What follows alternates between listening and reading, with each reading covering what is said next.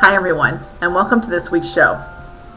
I'm going to talk about two things today. I got an email from, Joan in Hawaii, who wanted to know about journaling. Excuse me. Why journaling is so important. She had taken several classes over the last few months, and she says in every class she was told to journal. She was told to write down her experiences, and that she should journal at night as well. And I guess the instructor didn't explain the significance of it, so that's why she was asking me. Journaling is important because it helps you release things. It also helps you remember things. First and foremost, journaling helps you let go of your everyday stuff. You know, aside from the classwork, journaling at night helps you kind of let loose. You know, sometimes we have people we can talk to about things, but sometimes we can't. You know, sometimes there are things that you just kind of like want to keep between you and God. So it's between you and the journal. And some people keep their journals. I have a bookshelf full of journals for probably the last 10 years, or probably longer than that, probably most of my life. And you know, it's nice for me as a writer to be able to go back to them and go, oh, there was that experience. And of course, I'm not going to remember the experience. I'm going to just remember a flicker of the experience. And then I remember what time in my life that was, and then I go back to the journal. But the real purpose of the journal is it's kind of like having a conversation with God. It's kind of getting everything off your chest. It's kind of saying, why did this happen? And what you'll find as you journal is you will see things more clearly. As you write it down, wondering why something happened, as you write it down, you'll realize why it happened in your life, why you experienced that, what the significance of it was. So that's the importance of journaling. When you're doing coursework and things like that, it's important to write down your experiences and your exercises. One, to see how far you've grown by the end of the class, because this is something people don't get. They don't see, you know, when I teach students about mediumship, they don't remember day one. They don't remember how little they knew. They just know where they are now at the end of the course. And they don't really see how much they've learned unless they have this written in front of them. And then they look back and they go, yes, I really have grown. Yes, I really did get it. And journaling also helps you ask questions, especially if you're taking a class. If you journal through that, whatever exercises you're doing, the next time you go to your class, you'll have questions. You'll have things you want to understand better. And not just for you, but for the other people in the class, because you know there's people in the class who aren't going to be asking the questions that they should be. So, and with dreams, you know, when you wake up from a dream, you need to write it down, because you're not going to remember it when you wake up. Because you're going to go back to sleep and it's going to be gone. It's going to be somewhere in your subconscious, and you're not going to remember. You might remember bits and pieces, but you won't remember, quote, the meat and the potatoes, you know, everything that was significant in it. And sometimes we need to remember those significant things in order to figure out what they meant when we're awake and alert the following day. So, and you don't have to keep your journals. I choose to keep my journals. You know, I know people who journal, they keep one journal, and then they work on the next journal. And when they finish that journal that they kept gets thrown away, and then they always have one used journal, I guess, just to go back to. And then I know people who just use writing tablets. Every night they sit down and they write out stuff, and you know, when they're done with the tablet, they throw it away.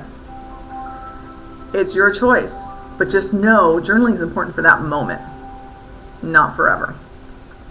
And the second question I got was from Ellie in Oregon, and she wanted to know about tarot cards. She wanted to know the significance of them, why people use them, why psychics use them. And of course she asked me if I use them, and I'm not a psychic, I'm a medium, so no, I would not use them. I have in the past, you know, when I first started giving messages, I found it easier to have cards in front of me because the people felt like it was a barrier between me and them, myself and them. And it was easier for them to accept what was coming through because it was coming through this inanimate object sitting in front of them. Now, as far as the person who's a psychic using them as a tool for themselves, a lot of psychics use them. It helps them focus. When the cards are pulled, they're pulled from your energy, so they're giving the psychic pictures of what to go with, and also to clarify whatever they may be intuitively knowing about you. So that's the purpose of them. But truly, and I always tell people, not everyone needs a medium. Not everyone can handle the information as it comes through a medium. They need that barrier, and tarot cards are that barrier. So whenever someone calls me, I make sure they understand what I do and how I do it, because a lot of times people need that barrier. They need that in between. They need something that they can look at while you're talking to them. And some people don't. It's a tool. People use tarot cards, psychics use runes, they do numerology, they use astrology. It's a science way. I want to say it's more of a material way of getting the information to you without, quote, getting in your space or freaking you out. Because I have to tell you, I have given readings to people and, totally seen at the end that they're totally freaked out. And that breaks my heart, because that's not the point of what I do. I'm not there to freak you out. I'm not there to scare you. I'm there to help you and give you advice from the other side to work through whatever it is you're going through. So, Ellie's question was, are tarots good or bad? Really? They're neither. They're neither good, they're neither bad. They're an inanimate object that some people need to help them get the messages through. Are they bad? No. Are they the only tool in the world? No. Psychics use other tools. And like I said, you could have been to somebody like me 20 years ago who was using tarot cards, but not really using tarot cards. This was my thing. I used to put down the cards and kind of look at them, and I kind of explain, what the cards were and what they meant. But I was hearing at the same time. It was like vroom, vroom, vroom, like somebody talking to me 50 miles an hour, and I'm just kind of getting all the messages out, just saying everything. But the person on the other side of me